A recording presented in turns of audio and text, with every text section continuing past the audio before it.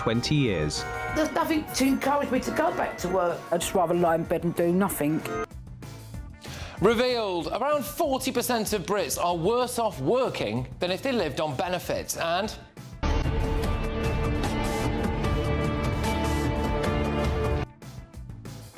is there selective outrage over the illegal migrant bonfire in Northern Ireland? Plus, was he stabbed for his Rolex in lawless London? When will this crime epidemic end? On my panel tonight, we have got former Tory MP Anna Firth, Reform UK councillor Jamie McIver, and ex-Labour Party advisor Matthew Larser. And is this really the state of the establishment media who are supposed to be holding the Prime Minister to account? I think it's not completely unfair to say that you are sort of members of the slightly beleaguered class of centrist leaders, and I wondered if you'd shared any survival tips with each other.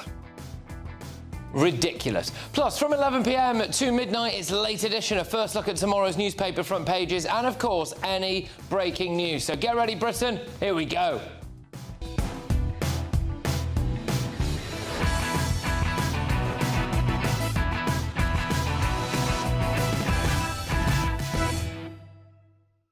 You shouldn't have to pay for people who can't be bothered to go to work. Next.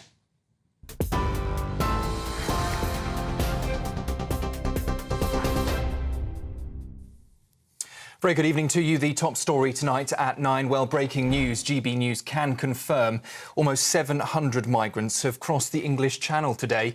That is one of the highest daily totals so far this year. At 7 o'clock this morning, our team filmed as Border Force intercepted the first boat carrying 78 people, mostly young men, with just one woman and 3 children seen on board.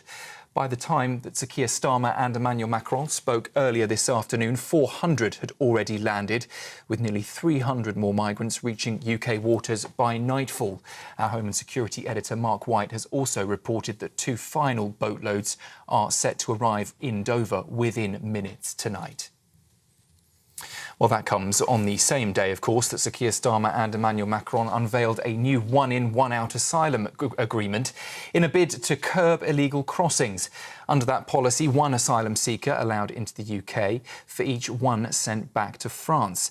The Prime Minister has called it a major step forward, but the French President claimed that Brexit has made illegal migration harder to combat.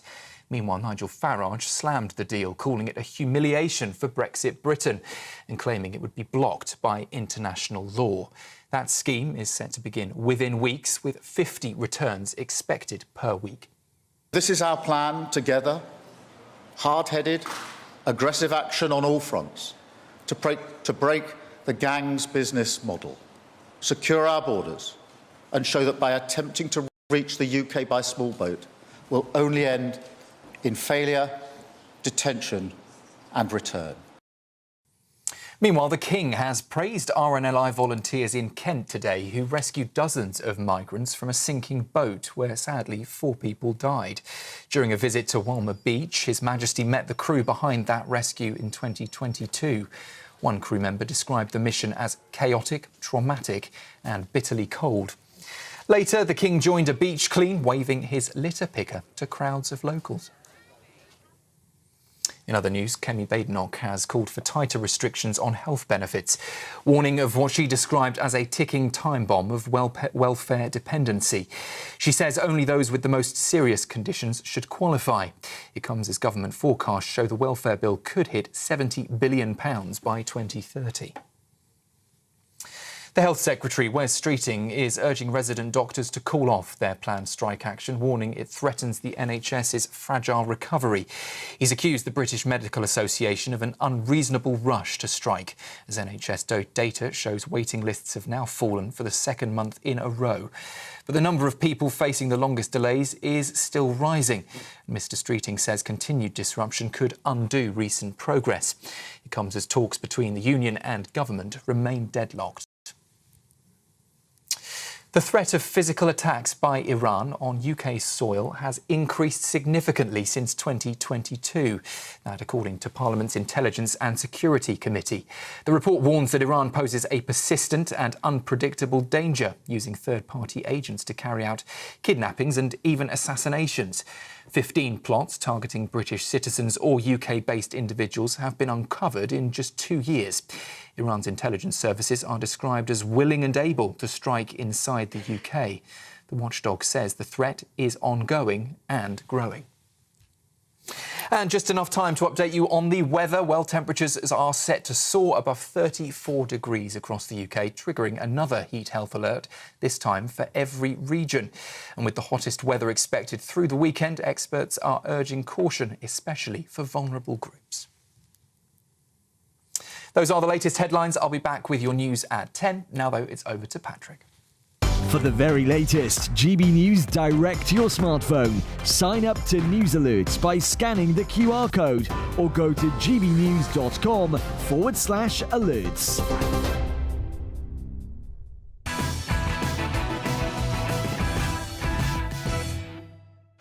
Good evening. You earn more sitting on your backside than going to work in Benefits Britain. We used to laugh at people like this. Meet the jobless Phillips family, who have lived off state benefits for the last 20 years. There's nothing to encourage me to go back to work. I'd just rather lie in bed and do nothing. Now, they're everywhere, and loads of them aren't even British. Around 40% of British workers are earning less than people claiming benefits. So get this. Unemployed people on sickness benefits will soon receive £2,500 more a year than a minimum wage worker. A jobless single parent claiming for anxiety and for a child with ADHD would receive almost £37,000 a year. That's £14,000 more than a worker on the national minimum wage. Number of children claiming disability benefits has doubled in the last 10 years. Can you imagine what you would earn if you had 2 kids with ADHD? I mean, it is possible, by the way, to get an ADHD diagnosis without a face-to-face appointment. So you can just make it up, use your kid as a cash cow and ponce off the state forever. There are 1,000 people signing on for benefits every single day. Now, this will wind you up. Households with at least one foreign national are claiming nearly £1 billion a month in benefits. So, right, fantastic, isn't it? 12 billion quid a year goes in benefits to households with a foreigner in it. Mad.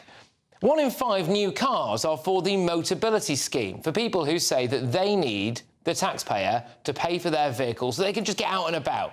Well, here are some of the problems people are getting cars for. Are you ready?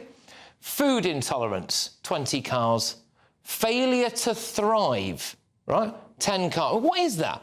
Constipation, 20 cars. Tourette's, 230 cars. A frozen shoulder, 150 cars. I mean, these two are interesting. Drug misuse, 220 cars. Yeah, give that smackhead a car. Absolutely. Alcohol misuse, 770 cars. What could go wrong there, eh? Generalised anxiety. I'm not surprised they're anxious, by the way, if we've got loads of people who are alcoholics and druggies driving around. But anyway, generalised anxiety, 1,030 cars. Stress, 20 cars. Depressive disorder, 7,460 cars. Obesity, 800 cars. Presumably they should be minivans or something. Dyslexia, 320 cars. And tennis elbow. Yes, tennis elbow, 40 cars. Brilliant, isn't it? Magnificent. Why are we paying for anything? In 5 years' time, Britain's benefits bill will be around 100 billion quid a year. What will you say when Labour ask you to pay more tax so more people can claim benefits? Let's get thoughts from our panel this evening. We've got the former Tory MP Anna Firth. We've got the Reform Councillor Jane McIver and former Labour Party advisor Matthew Larser. Thank you very much. Anna, this is, well, it's insane, isn't it? That is completely insane. And that article that you went through about the family with the child with ADHD receiving £37,000, that's equivalent to earning £45,000. So this is completely unsustainable. And, of course, you know, this is something which Labour is not going to tackle. They had their flagship bill, was 16 pages to try and reduce the welfare by £5 billion, reduced to 2 pages, and it's actually going to cost us money. So I'm afraid that this is something where, you know, we can't trust Starmer to do anything about this. And the truth of the matter is that actually Actually, this is an area where the Tories were making progress. Before COVID... Is it? What? Is it? Before COVID... Anna, you inherited... These figures are all from under the Tories, Anna. I mean, nice try, but all of those figures are from when you were sat in Parliament. Before COVID, remember, we all had COVID, and then that was everything was... And every other country's not had the same thing. We had the lowest number of workless households in history. Let me just put and after COVID, the highest number of claims ever. Why do you think that was, Matthew? Because your government didn't do anything about it, Anna. And if we'd had your government in power, we'd have had a longer lockdown, we'd have had more money wasted. Well, I'll tell you what, let me just bring in Jamie, because hang on, let me just come in, because it's all you had a very nice time there whilst Tory and Labour were shouting at each other. But don't Reform want to scrap the two-child benefit cap? That's not a popular policy. That's not going to help with this, is it? Listen, I adore them both. They're both as bad as each other in terms of their parties. Let's be real here, that I'm all for someone being in a bad situation, the government stepping in, being like, right, let's get you out of jail for a minute, whether that's single mum, suddenly, traumatic circumstances. People that do get certain conditions, it is awkward to then go to work if you're unwell. We all get that. What is wrong here is that we are now creating a life of dependency. We're creating a life where actually don't be ambitious, don't worry about your career. You can have a career at the expense of the taxpayer, and that is what's wrong. And when you look at things like the Motability, for example, I'd like to know how many of those households are actually having home-to-school transport at the expense of local authorities. This is a far bigger problem. It is. I am just going to press you a bit on that Reform policy, the two-child benefit cap, scrapping that. I'm not sure that's that popular, is it? Would you be in favour of that, really? Well, to be honest with you, I think what it's about is actually encouraging families and supporting British families. That's what that policy is about. I do support it. What I will say is I understand criticisms. I understand criticisms of the policy. But the difference between the Reform Party and, I'm afraid, the other parties is actually we're listening to people. Okay, go on, you are a self-employed, self-made man, and I don't believe that you're the sort of person who thinks that people should have children that they can't afford.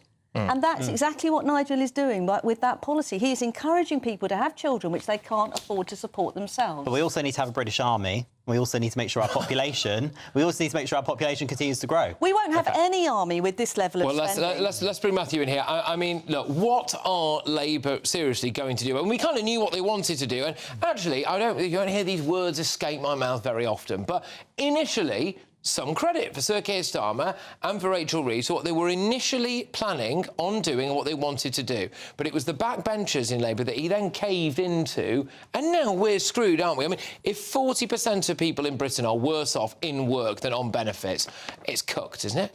Yeah. Well, look, I mean, I agree that the situation is unsustainable. That's what the government thinks. Just on the disincentives to work, I'll come back on the thing. But actually, so this report today is from a think tank founded by Ian Duncan-Smith, the former Tory leader. It's a sort of right-of-centre think tank. And the director of it said today, the policy director said, Liz Kendall, the Work and Pension Secretary, deserves credit for tackling the perverse incentives that have crept into the welfare system since COVID. Labour sorting out a problem inherited from the Tories. Look at the backbenchers reaction. Because that's... because the detailed thing is is incentives to get people back into work. Now, on the bill that was... I'm not trying to be... No, I just want to get out this very clearly, and I'm not trying to start an argument. I don't know the answer to this question, right? So I really want to know, what are now the incentives to get back into work under Labour? Well, the incentives to get back into work is the work support programme, which is why the bill at the moment does cost more money. Anna is right on that, but she's wrong on the fact that Labour isn't going to cut the bill overall, because what's happening is that the criteria have to change. This is the criteria for how you get effectively disability, including mental health related payments. So what the government is doing is it's getting one of its ministers to do a swift review by the autumn, which is going to come back with a different set of proposals. But there are still going to be cuts. And yes, those Labour MPs who think that you can't cut anything are wrong. I agree. One thing I actually agree with Matthew on here is I do actually think that that Keir Starmer and Rachel Reeves had the right idea. They actually get the fact that the economy is out of control, but they haven't been able to do anything about it because the reality... Your party did nothing about it in power, Anna. They can't actually handle their backbenchers. So they're not... At least we tried. You didn't even bother trying. We cut the benefits bill by 12 to 15 billion every year. Anna, you inherited... OK, you had COVID, Matthew. You had 3 years after the end of COVID, Anna. You can't just say everything was COVID. COVID was well over by the time that you and the hundreds of other Tory MPs were booted out of office. One thing that Stephen Timms could have done today, someone who's in charge of this stuff, was to look at a review into the Motability scheme that I mentioned, which is that some people need a car to get around, and I do do think, especially if you're talking about people who live in rural areas and all this stuff, I absolutely am not against a scheme in which some people are given help to get a car to get them around. Fine. Not for constipation, though, I think. Exactly. Not for tennis elbow. I mean, if you can afford a tennis membership, then I suspect, really, that you can probably afford at least an old Peugeot or something along those lines. So he decided not to launch a review into that. And I think that's a problem.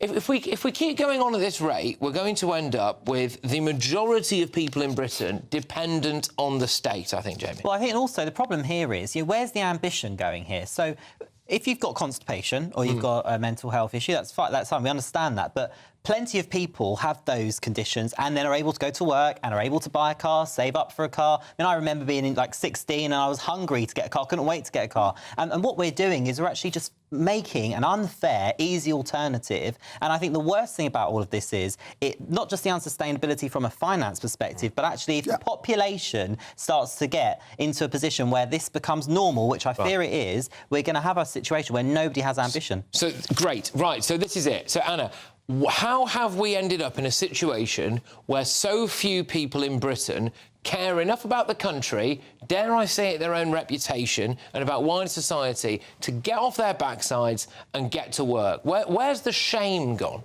Yeah, I think that's a very valid point. I think that things were relaxed too much in COVID. We had a very generous approach in COVID to assessments. We got rid of face-to-face assessments. Everything was done online. We're very generous to businesses. I think that has engendered an attitude of the state will provide, and we've got to get rid of that. And I think Kemi's speech was bang on the money today. We've got to stop £1 billion going to foreign nationals. They've paid in nothing. They shouldn't be receiving things. That's actually some of them will have paid in. We've got to get back to face-to-face assessments. Fraser Nelson did a great thing in The Spectator. That helps. And we've got to get people back into work. Which is what the government's programme is all about. About reforming the fit note. If more people cared, I think, about their local society, so their area, so if you all knew your neighbours and you all had that proper sense of community, I think there'd be a little bit more shame about, like, so-and-so at number 12 is lazy and could work but doesn't. The really shocking... So we've lost that, haven't we? So how do we get that back? Well, I think the really shocking thing about the figures, which, as Jamie said, is there are a lot of people, there is the number of young people in these figures, often claiming for mental health conditions which are, an issue. Well, I'm not sure that's... I'm sure, like in everything there are, but they can be short-term, and they certainly don't necessarily mean that you can't go into work with the right support. That's why the government is right to give extra support to people, to get people into work. To say that you can't, because you're at 21, you've got mild depression, doesn't mean you can't work for the rest of your life. And if you don't start working in your 20s, you may need certain adaptations to be made, you may need to make sure you get the right job. But it's all about doing that. The government needs to do that, but it also does need to reduce the overall bill, which the Tories didn't do, and reform will put up by getting rid of the two-child benefit cap. So the Conservatives' plan, we didn't get into office, fine. No, you were in office. The plan, that we didn't get back into office... I know, but you had your chance. The plan was, if we had been re-elected, was to reduce the benefits bill by £12 billion by tackling the fact that 94% of doctors are signing these fit notes off. Now, that has got to be dealt with. But one of the bigger problems, if we want to have state-of-the-art hospitals and schools and defence, we've got to have the whole population that can work working. Yes, I agree. Nobody's talking about the cost of the economy, exactly. the actual wider cost of the economy. Yeah, look, and I'm sorry about this, and people might disagree with me for this. I think we need to have more shame on people who are taking the mick, and I think we do. Seriously, I think they should be ridiculed, because there are loads of people out there who are genuinely disabled and need help. And these people who are lazy and using their kids as a cash cow, oh, he's got ADHD. No, he's not. He's naughty. Sort him out, OK? You don't need to go and ponce off the state for the rest of your lives. They're not doing that, and they're giving people who actually need benefits a bad rep, and they're costing people who can be bothered to get off the backsides and work a lot of money. But anyway, rant over with, because I've got some breaking news. Are you ready, everybody? Right, breaking news. The Prime Minister has accepted an invitation to visit President Trump during his stay in Scotland later this month. It emerged on Wednesday that Police Scotland were in the early stages of planning a visit from the US President at the end of this month. A visit which would likely see the President visit one or both of his golf clubs in Aberdeenshire and Ayrshire will require substantial policing resources and likely units to be called in from elsewhere in the UK. So there's yet to be final confirmation of a specific date for any visit. However, it's not possible to book a room for Mr Trump's club in Turnberry, South Ayrshire between July the 24th and the July the 28th. So, might be a bit of a giveaway, that, isn't it? And at his Aberdeenshire club around the same time. So it looks, look, if we're hazarding a guess here that probably President Trump is going to land in Scotland between July the 24th and July the 28th. And that breaking news is that apparently he invited Sir Keir Starmer to meet him, and Sir Keir Starmer has said yes. So there we go. Right, well, it's still time for your Great British giveaway, isn't it? 54,321 quid. Here's how. You have the chance to win our biggest cash prize to date in 5, 4, 3, 2, 1. As there's an incredible £54,321 in tax-free cash to be won. What would you spend it on? A brand new car, the holiday of a lifetime, or just the chance to sit back, relax, and remove some of those day-to-day financial stresses? £54,321 in tax-free cash has to be won. For another chance to win £54,321 cash, text cash to 63225. One entry costs £2.50 plus one standard network rate message, or text bonus to 63225. 5 entries cost £5 plus one standard network rate message. Go to gbnews.com/win. Entries start at £2.50. Call 0903 686 3232. Calls cost £2.50 plus your network access charge. Or post your name and number to GB14 PO Box 8690 Derby DE1 9TT. UK only. Entrance must be 18 or over. Lines close at 4 p.m. on the 1st of August. Please check the closing time if listening or watching on demand. Good luck. Good luck, everybody. OK, so I've got a heck of a lot coming your way. So some schools have banned children from playing outside today because it was too hot. So it's not a joke. Are we raising a generation of wimps? They'll probably be on the benefit system soon. Anyway, I'll reveal all very shortly. But before that...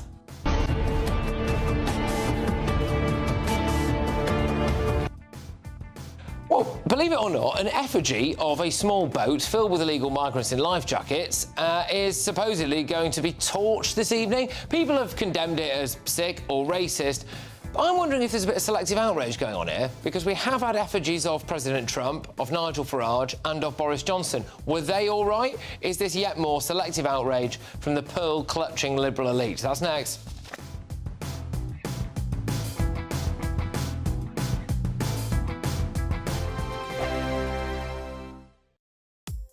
Who is he? What's he doing there? They already know who you are, though. Don't miss this special reunion. Eamon and Anne together again, only on GB News Breakfast this weekend from 6 a.m. And is that a gardening tan? No, it's a cypress tan.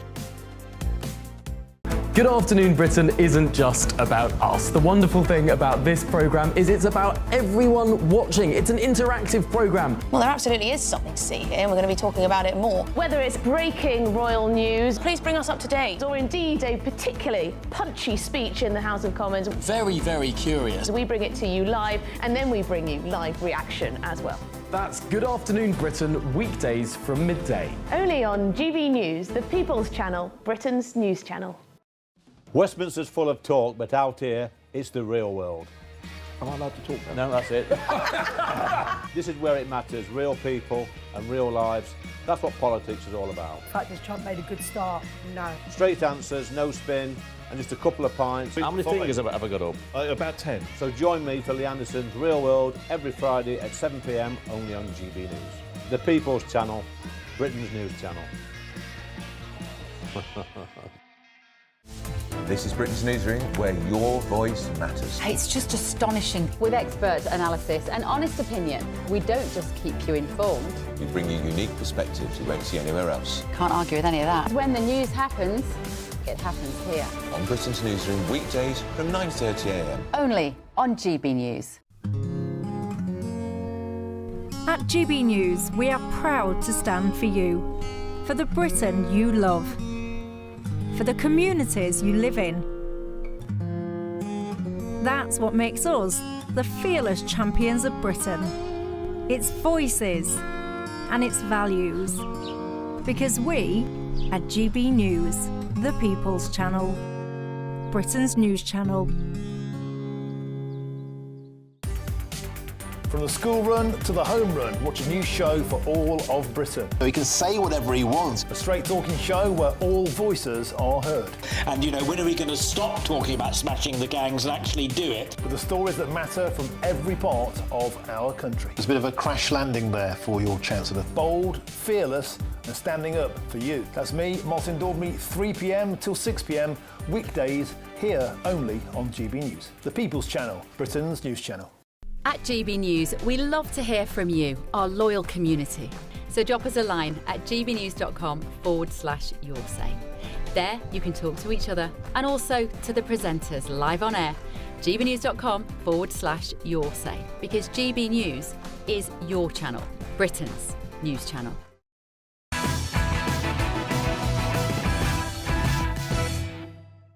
Welcome back. Loads coming. Starmer's migrant deal, a complete capitulation to the tin pot Napoleon that is President Macron. But coming up as well, are we raising a generation of wimps? Before that, though, in fact, right now, is it selective outrage to be angry about the small boat effigy, but not the effigies of President Trump and Nigel Farage? Time for the head-to-head. So, if you don't know what I'm talking about, there's a bonfire with an effigy of a small boat and illegal migrants in life jackets on it, and it's been condemned as, quote, sick and racist by politicians in Northern Ireland. The effigy will be burned later tonight in the County Tyrone village of Moygershell as part of wider loyalist commemorations in Northern Ireland. So apparently something similar to this happens every year, apparently. So it's been widely slammed, but many have pointed out the hypocrisy of those speaking out against the effigy. So in 2016, at least 4 effigies of US President Donald Trump were burned during bonfire night celebrations in Lewes. A Brexit roller coaster featuring an effigy of Boris Johnson and Jacob Rees-Mogg was paraded through the streets in that same town in 2019. And as recently as 2024, Nigel Farage got the similar treatment. An effigy of the Reform UK leader was paraded through the streets of the East Sussex town. But apparently, they were all totally fine. So you can set them on fire, but of course not the boat full of illegal migrants. Tonight I'm asking, is it selective outrage to be angry about that small boat's effigy, but not those Trump and Mr. Farage? Let's get your thoughts. We go to gbnews.com/yoursay. But going head-to-head on this now, our world champion rower and writer, Joel Castles, and political strategist, Pablo Ohana. Right, thank you very much. Joel, I'll bring you into it straight away then. So, is it selective outrage? What do you think? Well, good evening.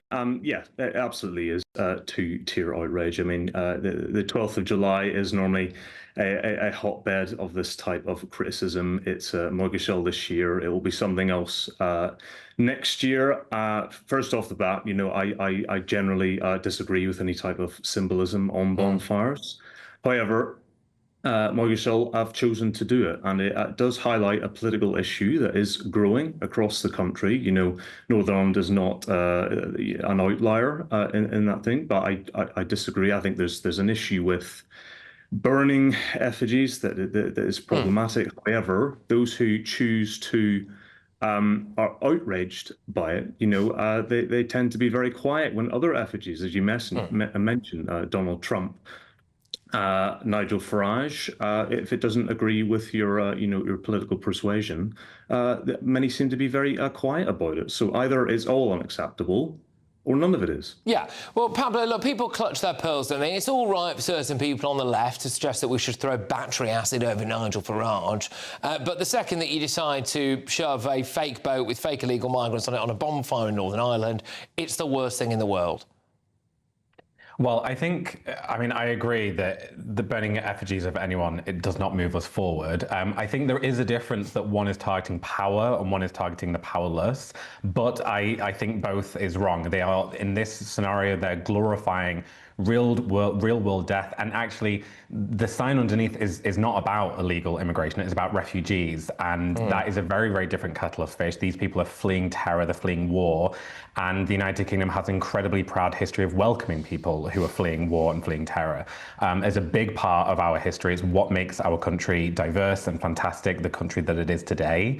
So I think we have to be really clear about what it is that's being targeted here, and I think any type type of effigy. I think any type of political hatred is really problematic. And I think, I mean, I've certainly seen it from my perspective, is that politics in our country has got pretty unpleasant, actually, because things have been kind of escalated to a scale that we can't really kind of climb down from. So I think we have to be really careful, and I think this is crossing a line. Well, yeah, okay, fine. I mean, I would argue that it's much more unpleasant to compare people to Hitler all the time, which is what they do on the left, than anything that I can imagine that Nigel Farage has ever said or done. But anyway, Joel, do you think that, just zooming out from this a little bit, right, do you think that protesting about illegal immigration as a whole, which, look, whether or not this is right, and I'm not like coming out banging in favour of obviously burning a bonfire of fake illegal migrants, OK, I made that very clear, but, yeah, whether or not this is right, is a general protest about illegal immigration fair play, do you think?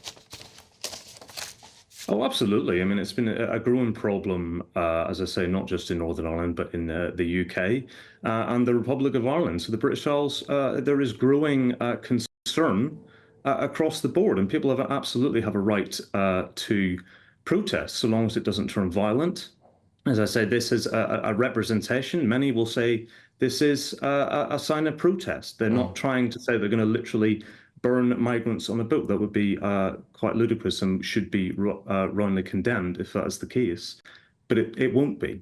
And it's been used, bonfires have been used for protests of various kinds for years. As I say, I think it overshadows what is normally an overwhelmingly positive event for the local community, and the vast majority of bonfires will not have effigies on them. So it's just another selective outrage. And as I say, it will be this year, and there'll be another bonfire that will be contentious next year for some other reason. There was another a criticism of another bonfire which has areas of asbestos, thankfully being cleared up, but it lay there for 15 years. So, why is it all of a sudden important now? It wasn't back then. Yeah, it always seems to be sort of centered around orange culture, and it's yeah. I'll just come in because just a bit pressed for time. But Pablo, just the previous picture that was on the screen was of President Trump in flames at a very similar situation there. You've got Nigel Farage there as another one. So there you go. That's the Trump one.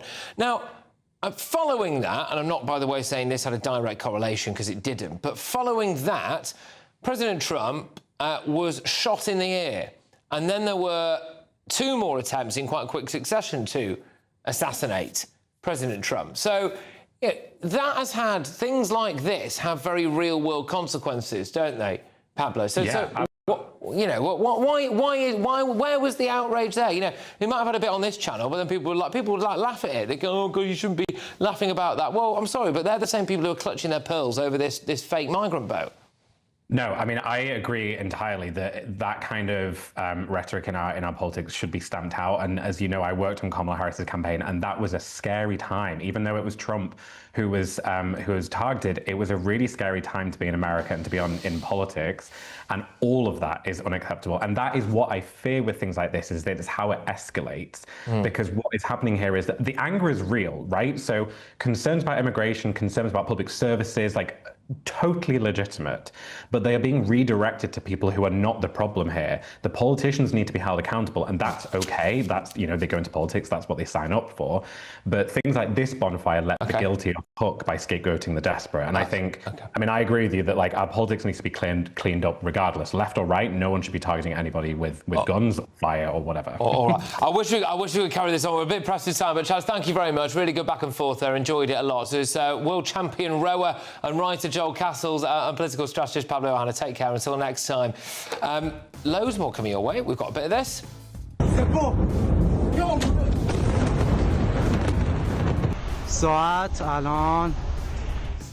Look, really significant developments here at home in Britain, because the Iranian regime is now our #1 threat. They've made at least 15 attempts to kill or kidnap Brits. This is all new information.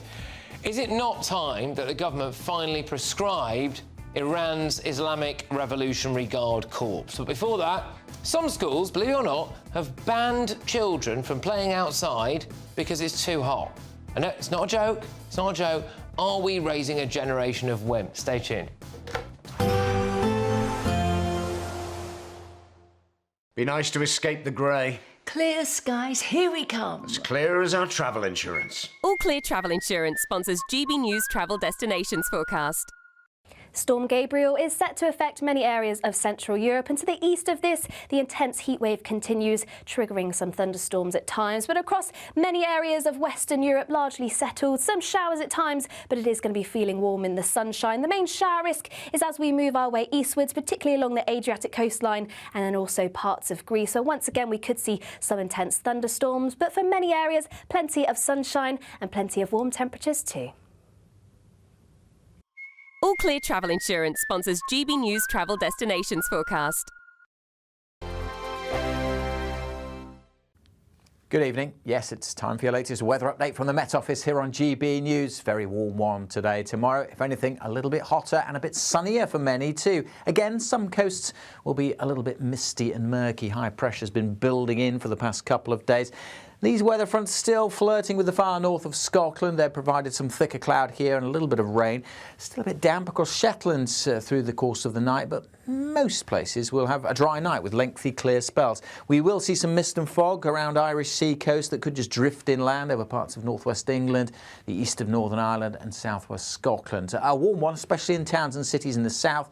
17, 18, but quite comfortable across much of Scotland, where there will be more sunshine to come tomorrow. Certainly a sunnier day over the Highlands and the Western Isles compared to today.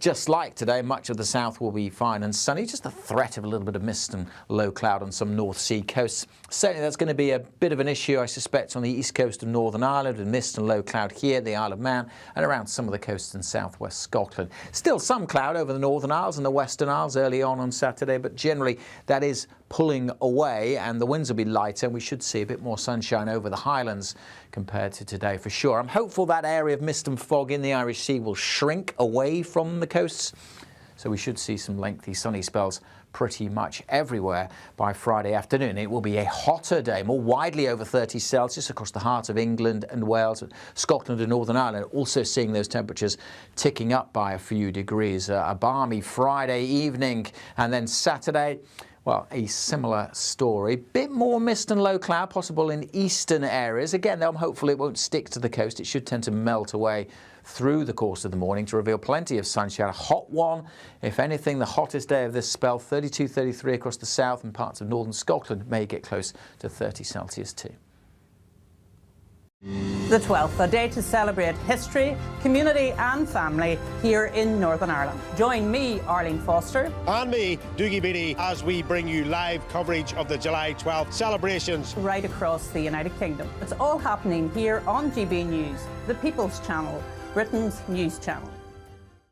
Westminster, the ultimate clique. And you're fighting like rats in a sack. But here on the Camilla Tominey Show, we ask the questions the establishment media is too scared to ask. OK, let me ask you a straight question, because I know you're a straight-talking politician. Whether it's net zero, illegal immigration or law and order, nothing is off-limits. You have the power then. Yeah, as I and say, now you've lost it. That's the Camilla Tominey Show, a politics show that's fearless. But no, let me finish my question if you don't mind, because it is my show. Sundays at 9:30, only on GB News, the People's Channel, Britain's news channel.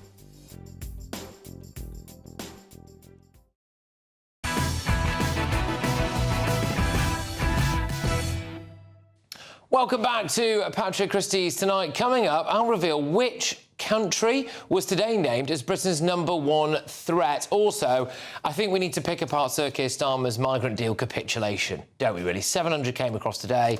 It's an absolute outrage, this. But first, schools are now banning kids from playing outside because it's too hot. Yes, really, so-called hot play, which I think sounds weird, but anyway, it's replacing break time outdoors, with pupils kept indoors in case the tarmac gets warm. Indeed, the environmental charity, the World Wildlife Fund, has even called for schools to use more natural surfaces like grass and trees rather than tarmac to, quote, mitigate the effects of extreme weather. We're just creating a generation of wimps, aren't we? This is what this is. Joined now by the head teacher at LVS Ascot, Christine Cunningham. Christine, thank you very much. Do your pupils play outside even if it's hot? 100%. Right. And sports and that's where they should be, out running around like children should be. And before we get onto that as well, 1976, I was at school. We had the drought, we had 35 degrees, and I remember being outside with my mates having the most amazing time. So come on, let's get those kids outside. That's the year everyone mentions, don't they? You weren't around in the year of 1976. That's the one. Apparently, it was really bad. Okay, what psychologically though? What are we doing here to children? You know, I mean, you mentioned Sports Day there. Some schools already don't have winners and losers on Sports Day because everyone's a winner just for turning up. You're not. We all know who came first. We all know who came last. So what is this doing to kids, do you think? Well, they need to be outside running around. You know, children need to let off steam, that, you know, they're in the classroom studying. It is warm. But, you know, come on, let's get outside and run around with your friends, because that's where a lot of learning goes on. That's where socialisation goes on as well. And we just need to be sensible, you know, make sure they've got hats on, a bit of sunscreen. You know, we had the sprinklers on for the kids as well, so they were running in and out of that. They had a great time and their memories with their friends. Yeah, OK. I wonder whether or not schools are now very, very worried about getting sued. So, like, the child goes outside and gets sunburnt and goes home, and the parents call the school and go, I'm suing you because my child's got sunburn. Is there a bit of that going on?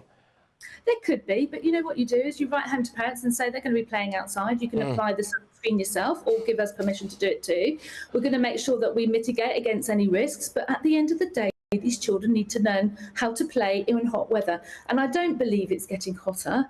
You know, as a kid, I remember those long summer holidays. And I don't often admit to being at school in 1976, by the way. That's all right. No, that's all right. Well, sorry, I immediately should have... I did this again last night. I immediately should have followed that up by saying there's no way you're as good at 1976. Anyway, apologies.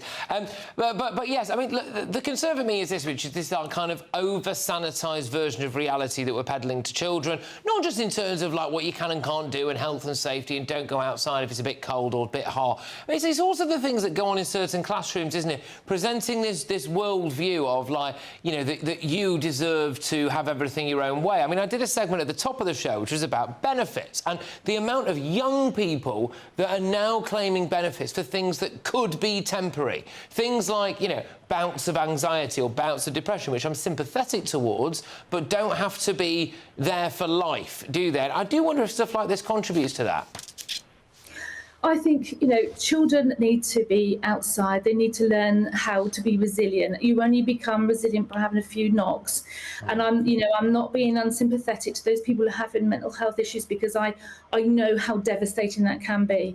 But we need to prepare our children for the future. And the way we do that is by giving them the tools for the future, not just in the classroom, but being outside and knowing how to take care of themselves in the heat and in the sunshine, because in life they're going to move around the world, they're going to be global citizens for the future, and we've got to prepare them for that. Yeah, well, exactly. I mean, it's those same schools, I bet they go, you know, they don't want them playing outside in the sun because it's a bit too hot.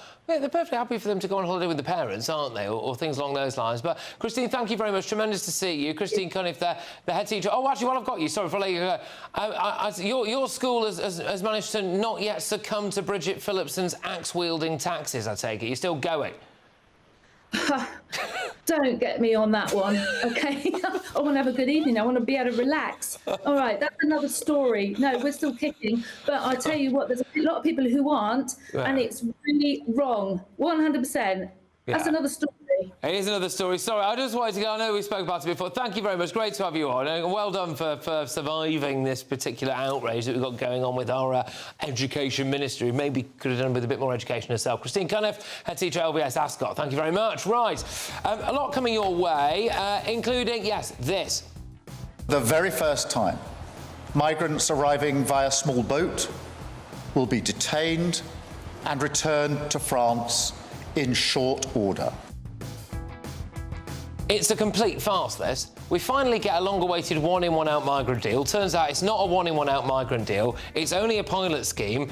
We don't know when it's actually starting, and there's no sign that it's going to discourage any of the boats. And, by the way, the French haven't even confirmed that they're going to wade into the water and stop any boats. Total farce. But next.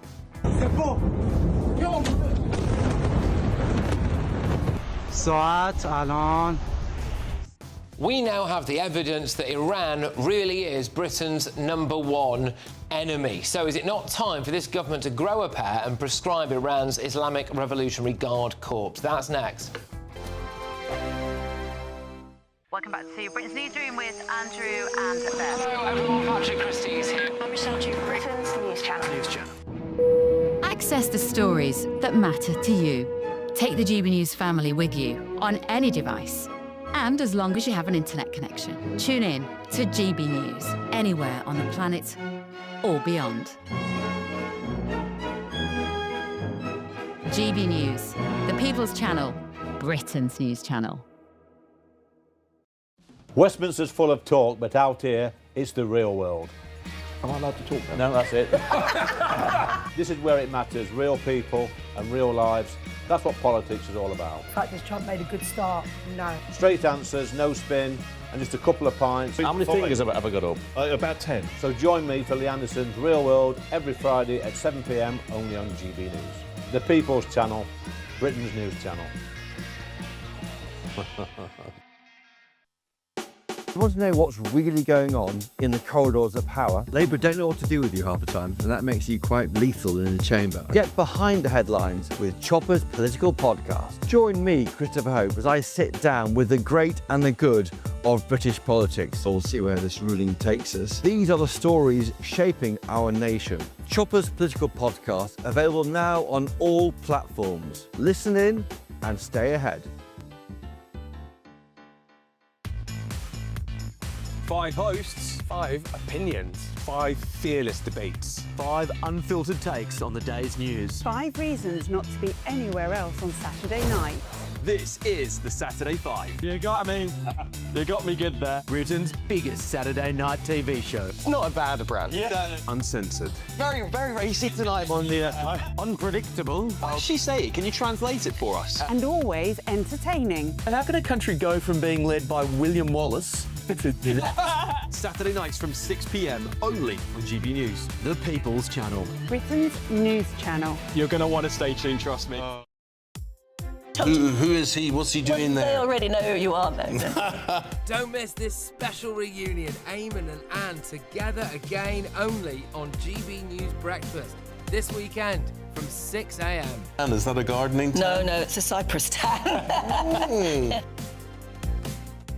Good Afternoon Britain isn't just about us. The wonderful thing about this programme is it's about everyone watching. It's an interactive programme. Well, there absolutely is something to see here, and we're going to be talking about it more. Whether it's breaking royal news, please bring us up to date, or indeed a particularly punchy speech in the House of Commons. Very, very curious. We bring it to you live, and then we bring you live reaction as well. That's Good Afternoon Britain, weekdays from midday. Only on GB News, the People's Channel, Britain's News Channel.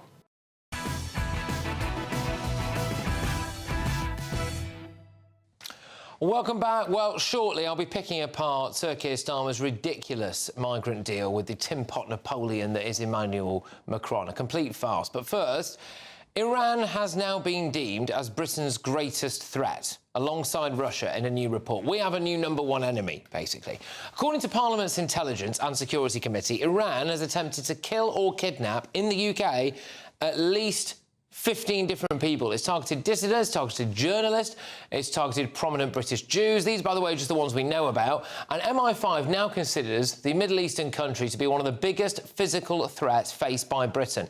The shocking revelations have reignited a debate over whether or not this government should grow a pair and prescribe Iran's Islamic Revolutionary Guard Corps as a terrorist organisation.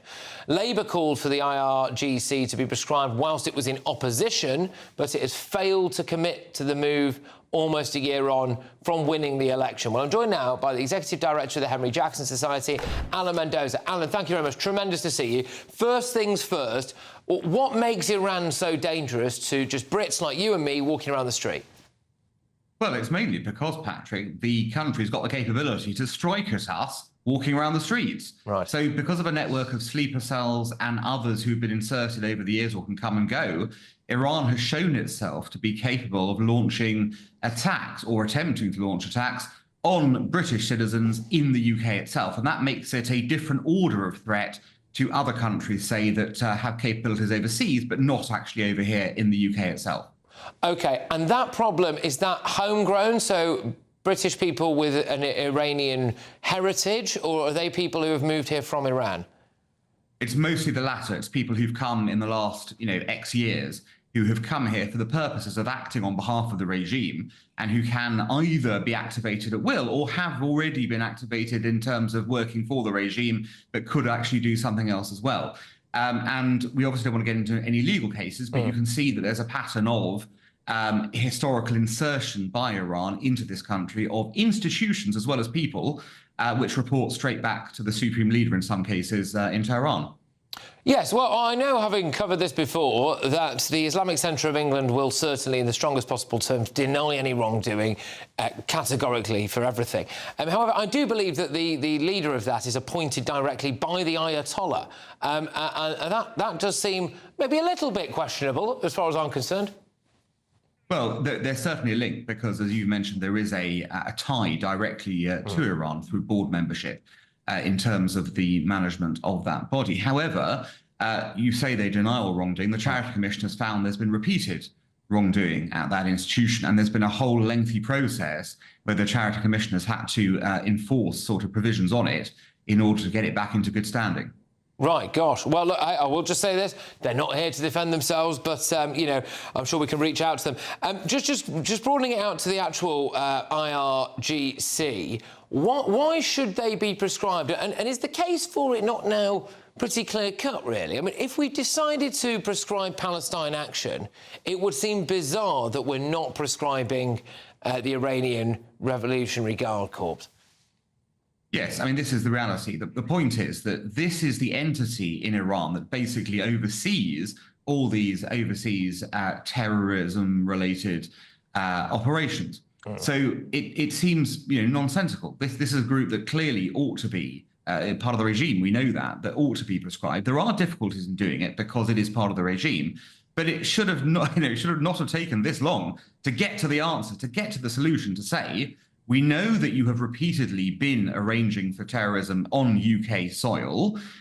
We're not going to stop you through diplomatic means. We're going to stop you by prescribing you and saying that you are now a terrorist entity and we will treat you accordingly. This seems to be quite obvious given the flow, if you like, of the cases over the years. And when your domestic security agency is telling you that Iran is a major threat, who is it in Iran? It's the IRGC. That's the whole relationship. And, you know, the institutions we spoke about earlier are not connected to the IRGC in this way, in the sense that they're not part of terrorism. Let's make that quite clear. But there's also a support structure of lots of other institutions that sort of do the bidding of the Iranian government. You've got a whole web of different things, terrorism at the top end, but a lesser order of support further down the scale. Yeah, and Alan, you know, that point that you made earlier on about the fact that this appears to be a problem that, largely speaking, we have imported would chime with what I see in here, and I'm walking around. There's a really kind of thriving Iranian community near where I live that came over many, many years ago, and they when they see me, we have the conversations. They just say, why have you let these people? These are the people we wanted to go away from. Why have you let them in? You know, and it's bonkers. Yeah. Just very, very quickly, should Keir Starmer prescribe them? Absolutely. It's over time. They are a threat to the UK, and security services believe it. Let's get on with it. All right, Alan, tremendous as ever. Thank you very much. Alan Mendoza there, the Executive Director of the Henry Jackson Society. Take care. Well, I think for many people, this is the big story of the day, isn't it? The very first time migrants arriving via small boat will be detained and returned to France in short order. So, we finally got what is still being bracketed as a one-in, one-out migrant deal. It's not a one-in, one-out migrant deal. We've got no idea when it'll start. There's no commitment for it to go on for ages. And also, the French still have not committed to actually going into the water and slashing the boats. Waste of money, waste of time. Is it the worst thing Starmer's ever done? Stay tuned.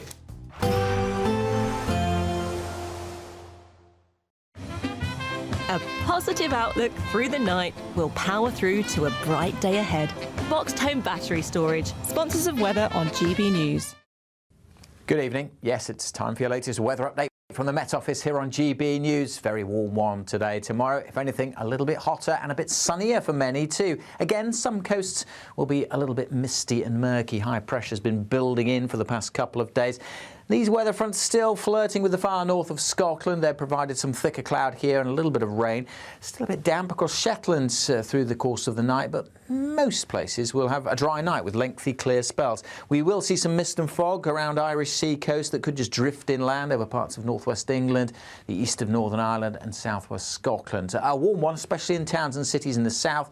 17, 18, but quite comfortable across much of Scotland, where there will be more sunshine to come tomorrow. Certainly a sunnier day over the Highlands and the Western Isles compared to today.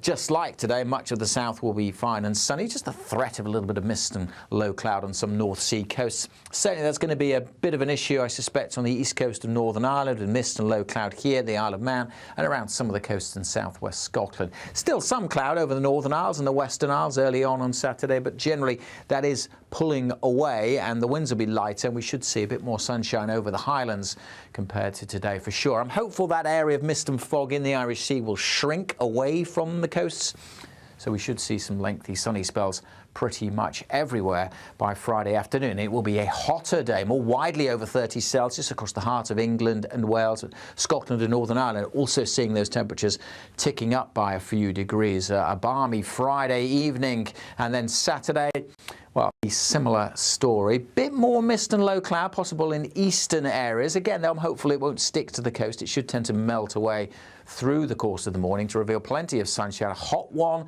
if anything, the hottest day of this spell, 32, 33 across the south and parts of northern Scotland, may get close to 30 Celsius too. A positive outlook through the night will power through to a bright day ahead. Boxed Home Battery Storage, sponsors of weather on GB News.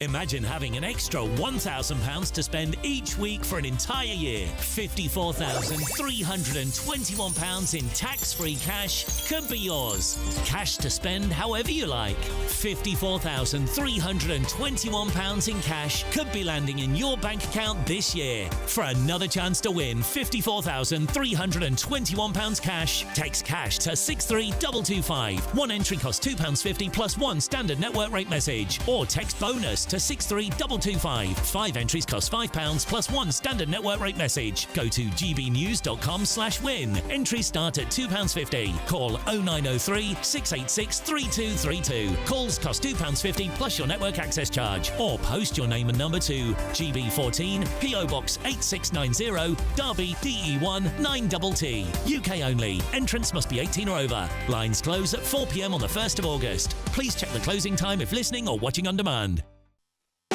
You want to know what's really going on in the corridors of power? Labour don't know what to do with you half the time, and that makes you quite lethal in the chamber. Get behind the headlines with Chopper's political podcast. Join me, Christopher Hope, as I sit down with the great and the good of British politics. We'll see where this ruling takes us. These are the stories shaping our nation. Chopper's political podcast, available now on all platforms. Listen in and stay ahead.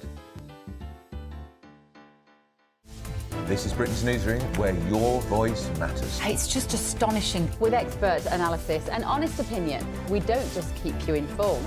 We bring you unique perspectives you won't see anywhere else. Can't argue with any of that. When the news happens, it happens here. On Britain's Newsroom, weekdays from 9:30 a.m. Only on GB News. Mornings don't have to be tiresome, especially if you have the right company. Wake up to news as it happens, opinion and debate, and of course, a little bit of entertainment too. Because when the kettle's on, we're on. That's Breakfast on GB News, a show worth waking up for. Every morning from 6 a.m. Only on the People's Channel, Britain's news channel. We'll spread the news, you spread the word.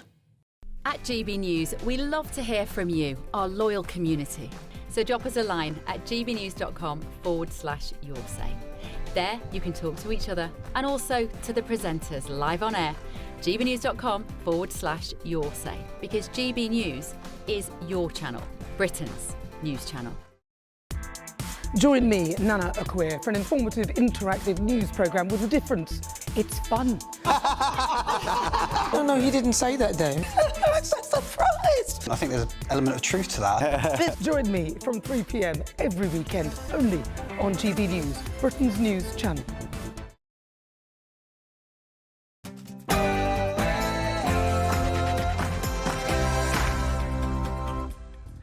It's 10 p.m. I'm Patrick Christys. Tonight. We've got a migrant boat and we've seen it through the binoculars. There's about 70 people on board being escorted all the way over by the French Navy. Well, the breaking news now is that 700 illegal immigrants broke into Britain today alone. Meanwhile...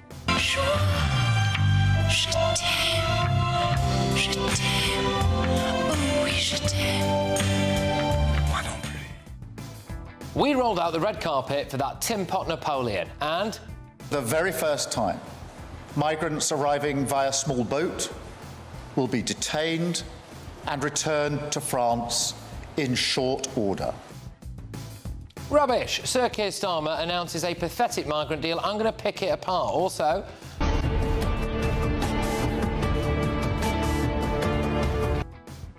Well, is there some selective outrage going on over that illegal migrant bonfire in Northern Ireland? Plus, was he stabbed for his Rolex in lawless London? An absolutely devastating story. When are we going to say enough is enough? This crime epidemic has to end. On my panel tonight, former Tory MP Anna Firth, Reform UK can Prime Minister to account. It's not completely unfair to say that you are sort of members of the slightly beleaguered class of centrist leaders, and I wondered if you'd shared any survival tips with each other. Good grief. Anyway, from 11 p.m. until midnight, it's Late Edition, which is a first look at tomorrow's newspaper front pages. Any breaking news we get along the way as well. So get ready, Britain. Here we go.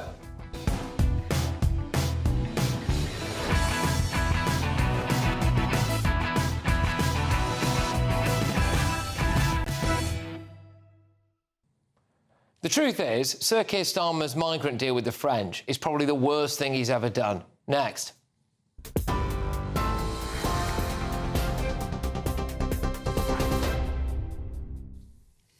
Very good evening to you from the newsroom. The top story at 10. Sir Keir Starmer has today unveiled a new pilot scheme to return some small boat arrivals to France in exchange for accepting the same number of vetted asylum seekers. Speaking alongside President Macron in London earlier, the Prime Minister said the deal would help break the model of people smugglers and warned that crossing the Channel will now be in vain. This is our plan together. Hard-headed, aggressive action on all fronts. To break the gang's business model, secure our borders and show that by attempting to reach the UK by small boat will only end in failure, detention and return. Well, that scheme, starting within weeks, could see up to 50 migrants returned each week, though no official figures have been confirmed so far.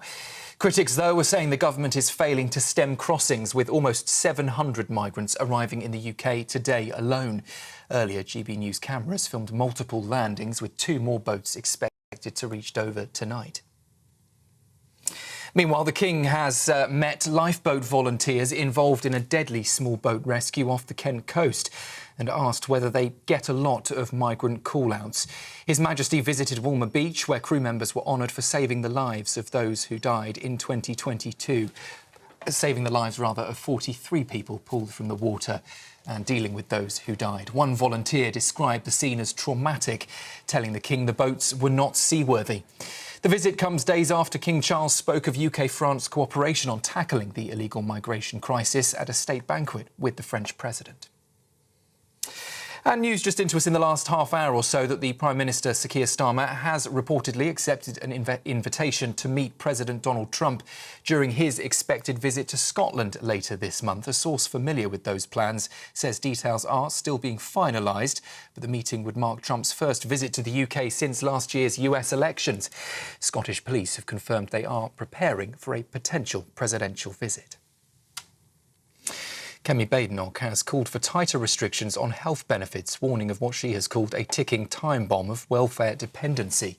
She says only those with the most serious conditions should qualify, and it comes as the government's forecasts show the welfare bill could hit £70 billion by 2030. Meanwhile, the Health Secretary, Wes Streeting, is urging resident doctors to call off their planned strike action. He's warning it threatens the NHS's fragile recovery. He's accused the BMA of an unreasonable rush to strike, as NHS data is showing waiting lists have now fallen for the second month in a row. But the number of people facing the longest delays is still rising. Mr Streeting has said the continued disruption could undo any recent progress. And 3 teenagers and a 20-year-old woman have been arrested today as part of an investigation into cyber-attacks that targeted Marks & Spencer, the Co-op and Harrods. The National Crime Agency said the individuals were arrested early this morning on suspicion of blackmail, money laundering, offences linked to the Computer Misuse Act and participating in the activities of an organised crime group. All 4, between the age of 17 and 20, remain in custody. That's the news on GB News. I'll be back with you for a roundup at 11 o'clock. Now, though, it's over to Patrick. For the very latest GB News direct to your smartphone, sign up to News Alerts by scanning the QR code or go to gbnews.com/alerts.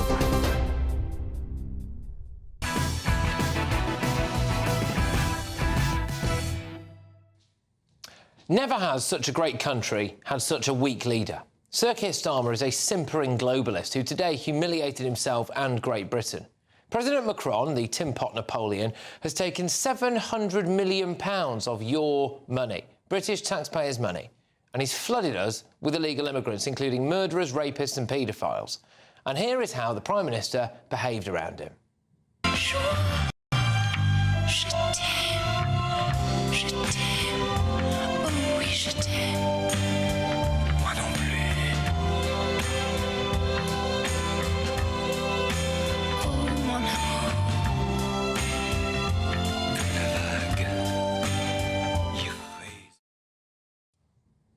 A bit disgusting, that, isn't it? Anyway, here is Sir Keir Starmer's big migrant deal. They say it's a one-in, one-out deal. Boat migrants return to France. Another migrant comes in their place. It is, though, a pilot scheme, which will involve only 50 a week at first. French police are going to intercept boats in the water, but here you go, it's subject to a maritime review. So, can't happen yet, and won't happen. In what is a competitive field, I think this might be the most pathetic thing our Prime Minister has served up. Whilst he was busy surrendering to President Macron, this was happening in the Channel. Quite extraordinary. We have Hurricane here, the Border Force vessel, the migrant dinghy alongside. They're beginning to offload. You can see people getting on the back of it now. French naval vessel behind, 1 French naval rib, 2 Border Force ribs, and right behind another huge boat that's been employed. You can just see it now behind Border Force, and that boat is employed just to pick up the empty dinghies. The sheer amount of kit, the cost is incredible, but I've seen something today I've never seen. So this dinghy that was being escorted by the French Navy gave them 40 life jackets. There were obviously people on board without life jackets, and now, would you believe, the French Navy have collected the life jackets back.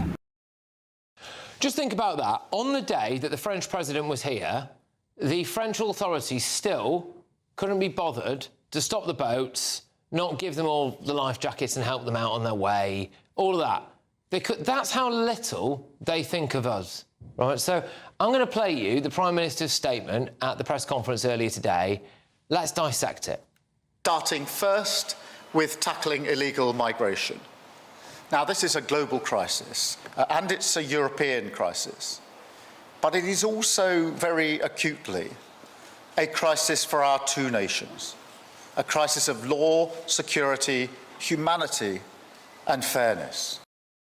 He talks of humanity and fairness there, doesn't he? Do you think he's talking about problems that we've had with allegations of schoolgirls being accosted by blokes from migrant hotels? Do you think he's talking about whether it's fair for the British taxpayer to pay for illegals or to miss out on social housing or private rental housing so someone from Eritrea can have it instead? Let's see.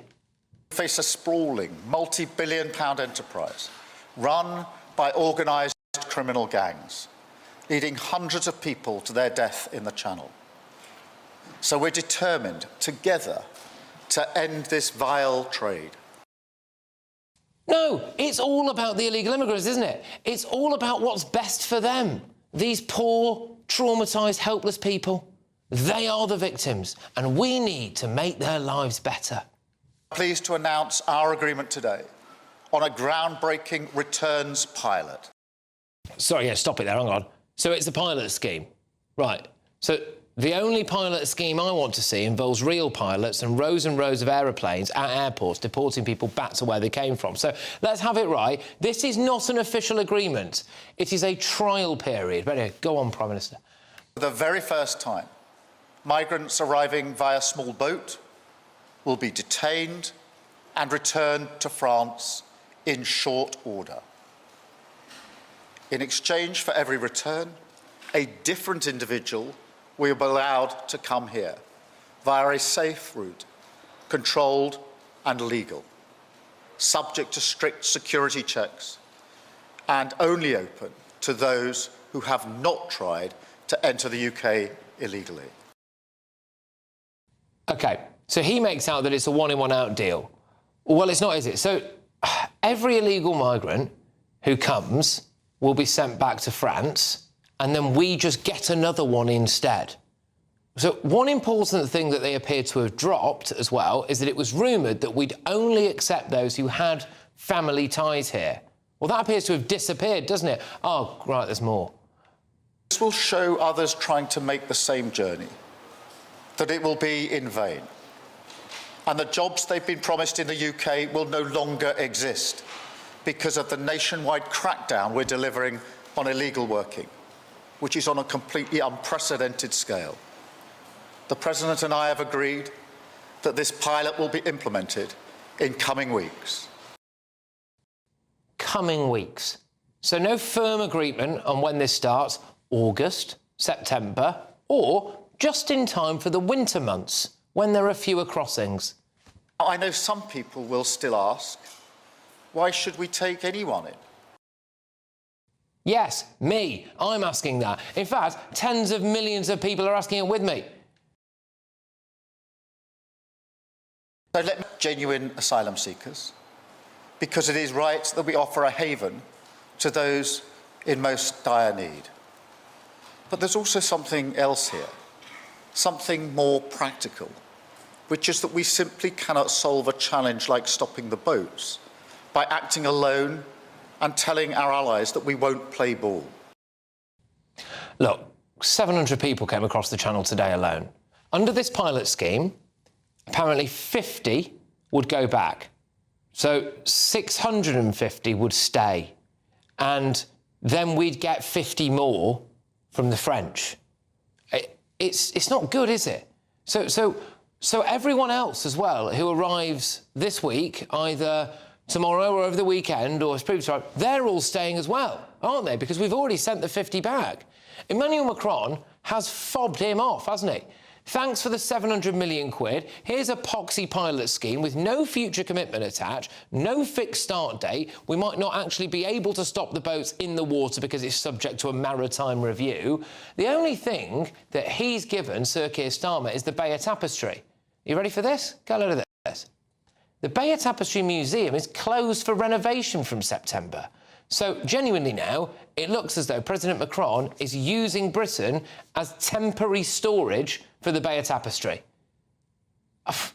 Britain needs a leader who stands up for us, instead of a bloke who takes the knee. Let's get the thoughts from my panel this evening. We've got former Tory peer Anna Firth. Tory MP. Sorry, Anna. It's a matter of time before you're a peer, I'm sure. Anna Firth, we've got Reform UK Councillor Jamie McIver, former Labour advisor Matthew Larser. Anna, your take on this supposed deal? Yeah, I mean, this is absolutely pathetic. I mean, we are rapidly learning, aren't we, that Starmer can't negotiate his way out of a paper bag. I mean, he gave in to the EU over our fishing right, he surrendered to the Mauritians over Chagos, and now here he is surrendering again to the French. I mean, the thing that's so ridiculous about this is it's not going to reduce the numbers by anything at all. In fact, I think what's going to happen is he's going to create another pull factor. So this hub, or whatever it's going to be in Calais, will be it'll be a lightning rod, it'll be a pull factor. People will go there, they will try and do whatever it is they have to do in order to be that one person that might come across. If they don't qualify, they'll go down to the boats. So we're going to get exactly the same numbers and more from this scheme. What is going to stop someone? So if someone gets sent back to France, they can just come back on a boat, can't they? Of course they can. Is that where we are, really? It just seems ridiculous. What's the point of this? Well, you've got a tale of two leaders. You've got the Prime Minister that is completely out of his depth, being mugged off by the French left, right and centre at the British taxpayers' expense. And then you've got Nigel Farage in the Channel, who's been exposing this from day one, Prime Minister in waiting, quite frankly, and hopefully soon. Because if you just think about how this must feel for the British people when they watch these scenes, forget the national security issue, it's the unfairness, the complete barbaric unfairness, but it's the international humiliation. And what Starmer's deal here is, it is embarrassing. We're looking at 50 a week. We've had 700 come today. The numbers don't add up. I think Anna is correct. I think it will be a pull factor. The whole point of this is we've got to stop the boats coming all together, not give people a fast lane if you're in that lucky 50, or come on the boat anyway. This is today, by the way. So this is footage from today. There they are, steaming across the Channel, even when the French president is there signing a deal, supposedly, with Sir Keir Starmer. The French couldn't stop 700 people coming across the Channel. Matthew, I suppose this will live and die by whether or not it's a deterrent. Do you think this is a deterrent? Well, look, I think, clearly the numbers are small in the early stages while the scheme gets going. Nobody has said that 50 a week is a cap. 50 a week is what will happen in the initial stages. The idea is that it becomes a lot more than that. And it is clearly not the only way of tackling this crisis. It is just one of them. I mean, what we do need is the French to take more decisive action on their side. We've seen a bit of it. We didn't see it today. We need to see more of it. And I hope that the Prime Minister will pressure his French colleagues on that. But what we also, let me just finish, Anna. What we also need to see is what the legislation that's going to go through Parliament, which is to make it illegal for anybody to enter Britain on a small boat. It isn't. But we had that. We had that. We don't. We know. Tories repealed that. Sorry, Labour repealed that. The illegal Migration Act, Matthew, was to enable to put a duty on the government to deport anybody. Yeah, this is different. This is making a criminal offence. But I've got making a criminal offence. Genuine question, though, Matthew. We know that the Belgians can stop, and they are stopping 90% of the boats leaving Belgium. They stop them. Now, why? We know the French can do it because they did it last Friday when they slashed that boat. We've all seen that. Yeah, I mean, it's not the best. Why on earth didn't Starmer say to Macron, "We've given you £700 million. We know you can do it. Issue all of those gendarmeries with a Stanley knife and get out there and do it." Well, there are issues around whether they can slash boats. I mean, I actually think they did. Let me just. Well, you asked the question. Let me answer. Yeah, we did see it, and there is some controversy about whether or not that was. They can only do it when the life of the people is in peril. What they actually need to do is not do the sort of accompanying to British waters, which we've seen. But Anna, I mean, I have to say, I think the government should be harder on the French. But it was your government that wrote after check to the French. You did. That's 700 million quid is Tory money. Again, we have had a situation where actually we've had enough people come to this country. We shouldn't even be doing a deal with the French where we talk about taking 50. 50 is too many, in my opinion. At the end of the day, we've had thousands and thousands and thousands arrive here illegally because the French have enabled it. They've completely enabled it. We should not be doing anything. But Jamie, Nigel's great. Nigel's great at doing a social media video in the channel. But the Reform don't actually have a policy. All this talk about all this, that's not true. All of this idea that you're going to somehow push people back and get the Royal Navy won't do it. So good luck with that. Guys, sorry, I need to. They actually don't. They answer the king. And does Nigel Farage want to be the king like Trump? All right. No, I need to come in on this because if you see this picture that's behind me, it's the Royal Navy, not the Farage Navy. Which is Sir Keir Starmer there, Emmanuel Macron. Firstly, who do you really think is in power in that picture there?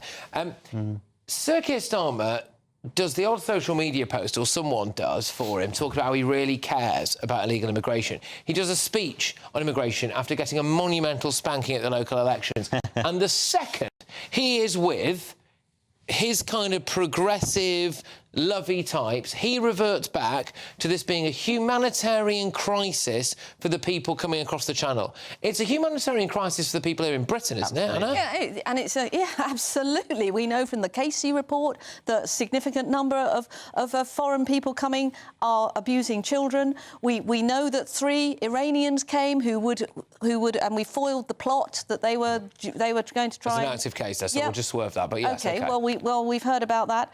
We now know that so much of our money, our taxpayers' money, is going on foreign nationals, this is not something which is in our interests. And that's something where I actually do agree with Nigel about this being a national emergency. People are scared about their children walking to schools. People are scared to walk around their communities at night. We are imposing something that nobody ever voted for. Nobody voted for uncontrolled mass immigration to this country, and it is blighting communities like mine in Epping Forest, for example. It's blighting communities. Indeed. Go on, Matthew. Well, look, we need to stop the uncontrolled flow of people across the channel. Absolutely, 100%. And the government thinks that. Starmer doesn't think that that's... The language, this is what I want to ask you about, because it was today, it was very much like, gosh, these poor people, they're victims of the human traffickers and these violent... Well, they are. These violent... No, they're not, Matthew. No, they're not, mate. They're not. They want to come. Yes, but they're being exploited. We can all want things, and you can still be exploited. But nobody's saying... Starmer's not saying they should stay. We're the victims. We're British. Look,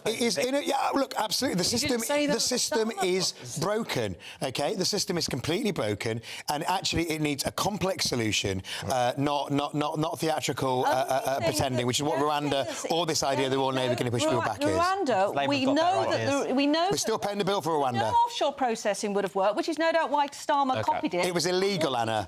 And announced it. He was Sorry, you're a barrister. It was illegal. And Starmer said no, we're not doing it. OK, well, there we go. Well, look, I'm very keen to get your views, of course, as ever, on this Keir Starmer migrant deal with the French. I think that's absolute gold dust information, by the way, that the Bay of Tapestry is coming over at the exact... It's hilarious. The exact time they were closing the Bay of Tapestry Museum for renovation. So, it's just... Everyone's a winner, Patrick. Everyone's a winner. You cynic. You cynic. Oh, there you go. The French are mugging Britain off left, right and centre. It is mortifying. OK, well, look, hey, there we go. Anyway, look, if you're all depressed about this and you're about to get a whopping great big tax bill from the state, well, here you go. You could be in the chance of winning 54,321 quid in tax-free cash. Rachel Rees can get nowhere near this. Here's how. You have the chance to win our biggest cash prize to date in 5, 4, 3, 2, 1. As there's an incredible £54,321 in tax-free cash to be won. What would you spend it on? A brand new car, the holiday of a lifetime, or just the chance to sit back, relax and remove some of those day-to-day financial stresses? £54,321 in tax-free cash has to be won. For another chance to win £54,321 cash, text cash to 63225. One entry costs £2.50 plus one standard network rate message. Or text bonus to 63225. 5 entries cost £5 plus one standard network rate message. Go to gbnews.com/win. Entries start at £2.50. Call 0903 686 3232. Calls cost £2.50 plus your network access charge. Or post your name and number to GB14 PO Box 8690 Derby DE1 9TT. UK only. Entrance must be 18 or over. Lines close at 4 p.m. on the 1st of August. Please check the closing time if listening or watching on demand. Good luck. Well, good luck indeed. So coming up, I've got all of tomorrow's newspaper front pages, and this is the state of the British establishment media. I think it's not completely unfair to say that you are sort of members of the slightly beleaguered class of centrist leaders, and I wondered if you'd shared any survival tips with each other. That's Robert Peston, who I think over the years, frankly, has made us suffer enough. And is he not in a band called the Centrist Dads with Ed Balls? Yeah, all right, maybe time to, I don't know, retire or something. Anyway, first, though, a 24-year-old father of 2 has been stabbed to death in central London. It's an absolutely devastating story, this. Supposedly, anyway, he was stabbed after someone tried to nick his Rolex and he tried to fight them off. Has Sadiq Khan lost control of the capital streets? But seriously, how much longer can we go on with this? People walking out in the street, getting stabbed to death for their possessions. That's next.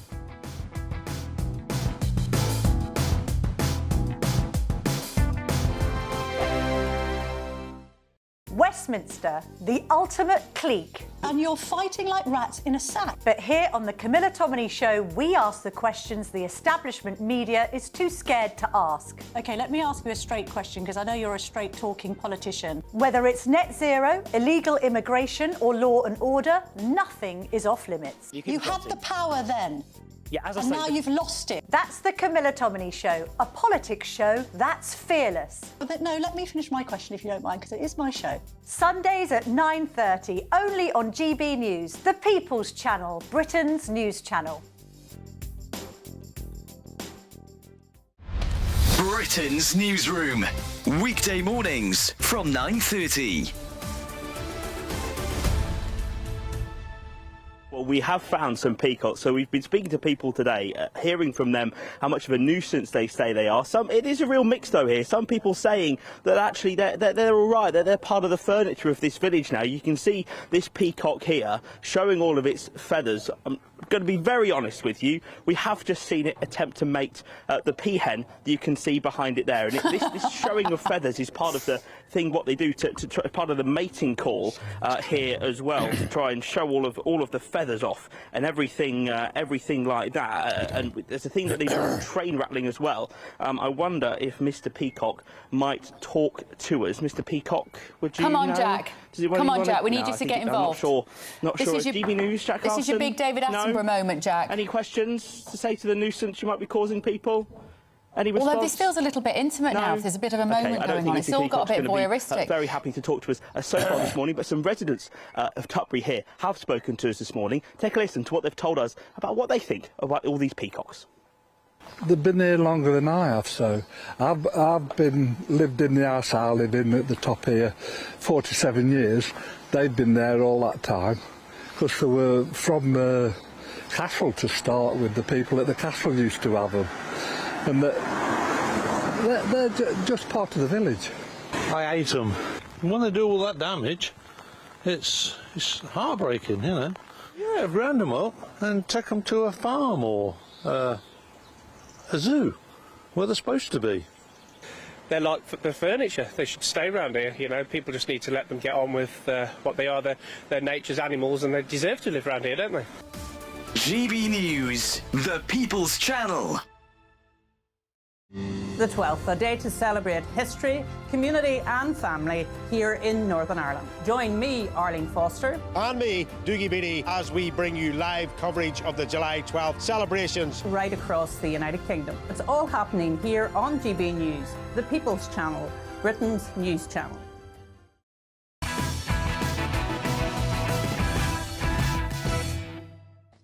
Welcome back. All of tomorrow's newspaper front pages coming your way. But first, I'm sick of telling you about news like this, but the Metropolitan Police have launched a murder investigation after a father of two was stabbed to death in front of his partner in central London last night.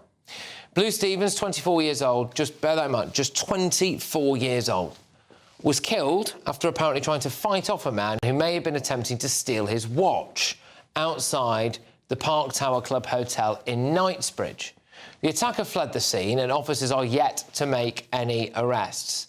Unfortunately, horrifying incidents like this are now like an everyday thing, especially in the capital. Last year, 3 prolific thieves were jailed for a total of 30 years after robbing expensive watches in a series of horrifying attacks in central London. And just anecdotally, people don't want to go and wear a watch outside now just in case it gets nicked. You know, women who own nice jewellery are told probably best not to wear it. And that's the society we now occupy, isn't it? Former Met Police Detective Mike Neville joins us now. Mike, look, thank you very, very much. I just want to deal with the human side of this first, if that's all right. There's a 24-year-old man here going about his business legally, abiding by the law, as we're aware, who has been stabbed to death in front of his partner. He leaves behind 2 young children, all for the sake of a watch. I mean, what's happening, Mike? Well, it's tragic, isn't it? And my sympathies go out to the Stevens family. It's utterly dreadful. And I just, like you, Patrick, somebody tried to steal my phone outside Charing Cross railway station. Didn't get away with it, got away with another guy's phone in front of me. But you just get this impression, don't you? These awful murders at one end of it. But then you've got the sort of general lawlessness at the other, that people, you know, they don't like hide the shoplifting in their jacket anymore, do they? They literally brazenly walk out with things. People just brazenly don't pay on the tube. You go into a shop and you have to ask for expensive items because they won't put them on the shelves. And people are in real fear of these phone snatching gangs, the people who are targeting people with Rolex watches and the like, and this impression of lawlessness is like the police have lost control of the streets, and we see, we're told by politicians they need to do less stop and search, so they do less stop and search, and crime goes up. Well, it's racist stop and search, apparently, isn't it? It's racist. The other thing here is the psychology of the criminal involved. So, look, it's one thing threatening to nick someone's watch or their phone or doing it. It's another thing, when you can't get hold of it, actually stabbing them to death, taking a life, being willing to take a life. The psychology there is insane. It is crazy, but the trouble is, though, who are these people? Where they're from? Are they British? Are they from foreign climes where lawlessness and stabbings are, part of everyday life? But too often we see the people who come into this country committing very, very violent crime, and at least we have an honest debate about this now, about people coming here. Because again, where's the description of the attacker? The stories in the newspaper. We can all help the police if there was a description of that person that we could get them. But there's literally, people see there's no deterrent. I mean, I'm an advocate of the death penalty. I would be the hangman myself. And I think at some point people have got to see that there's such violent crime now that people will commit murder, as you say, for what? A watch? There has to be the ultimate deterrent, in my view. I was talking to a friend of mine earlier on, actually. He does a bit of security work, and he was saying that a lot of the Saudis who come, and people from the Middle East who come to places like Knightsbridge and Mayfair, they walk around with all the stuff on, and they just get it nicked all the time. They don't have insurance, because obviously they're rich enough to pay for it. But they say things to them like, oh, just call the police and get it back. And it has to be explained to them that in Britain it doesn't work like that. Unfortunately, in Britain, it does not work like that. It's a terrible state of affairs, and I just feel as though we've ceded control of our streets to people who want to behave in this way. You did make a good point there about the lack of description. I'm pains to say that because there is no description, we've got no idea who this person is, who's stabbed this man to death, where they're from, what they look like, anything like that at all. Incredibly well CCTV'd area, Mike. This is a man who was prepared to take a life at random in broad daylight. Shouldn't we be knowing who this person is, to what they look like? Of course, I mean, my expertise is catching criminals with images, with CCTV.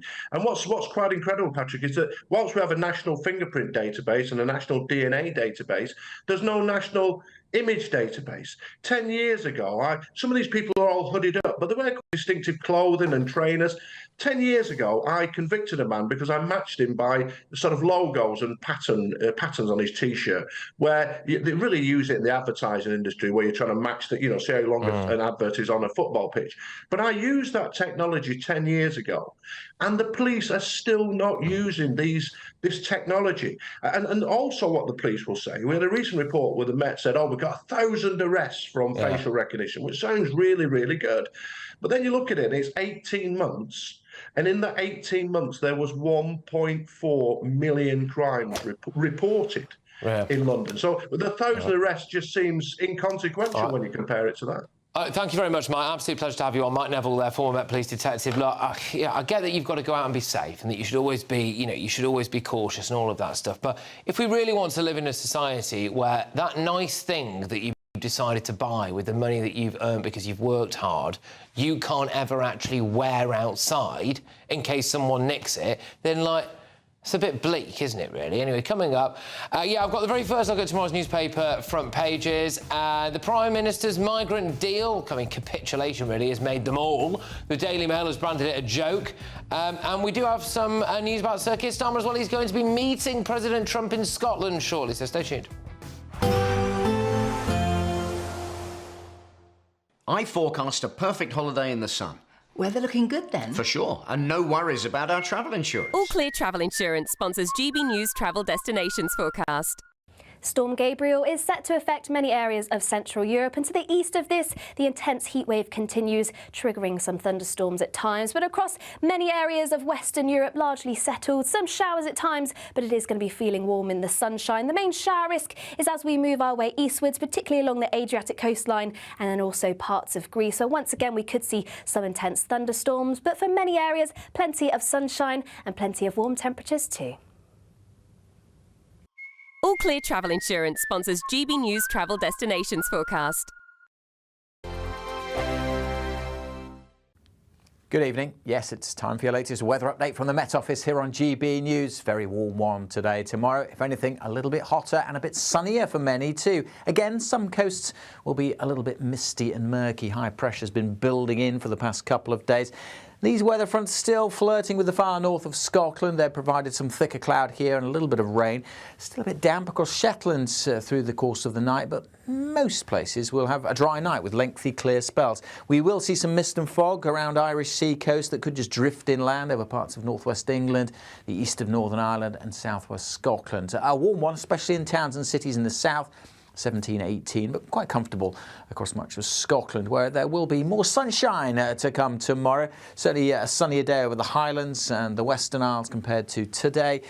Just like today, much of the south will be fine and sunny. Just a threat of a little bit of mist and low cloud on some North Sea coasts. Certainly that's going to be a bit of an issue, I suspect, on the east coast of Northern Ireland, with mist and low cloud here, the Isle of Man, and around some of the coasts in southwest Scotland. Still some cloud over the Northern Isles and the Western Isles early on Saturday, but generally that is pulling away and the winds will be lighter and we should see a bit more sunshine over the Highlands compared to today for sure. I'm hopeful that area of mist and fog in the Irish Sea will shrink away from the coasts, so we should see some lengthy sunny spells pretty much everywhere by Friday afternoon. It will be a hotter day, more widely over 30 Celsius across the heart of England and Wales, Scotland and Northern Ireland, also seeing those temperatures ticking up by a few degrees. A balmy Friday evening, and then Saturday, well, a similar story. Bit more mist and low cloud possible in eastern areas. Again, though, I'm hopeful it won't stick to the coast. It should tend to melt away through the course of the morning to reveal plenty of sunshine. A hot one,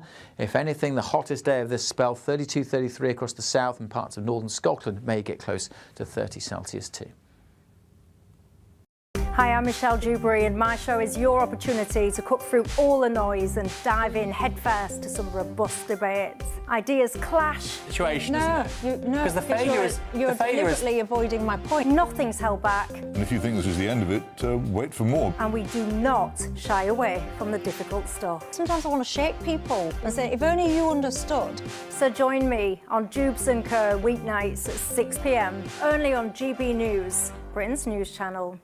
Good Afternoon Britain isn't just about us. The wonderful thing about this programme is it's about everyone watching. It's an interactive programme. Well, there absolutely is something to see here, and we're going to be talking about it more. Whether it's breaking royal news, please bring us up to date, or indeed a particularly punchy speech in the House of Commons. Very, very curious. We bring it to you live, and then we bring you live reaction as well.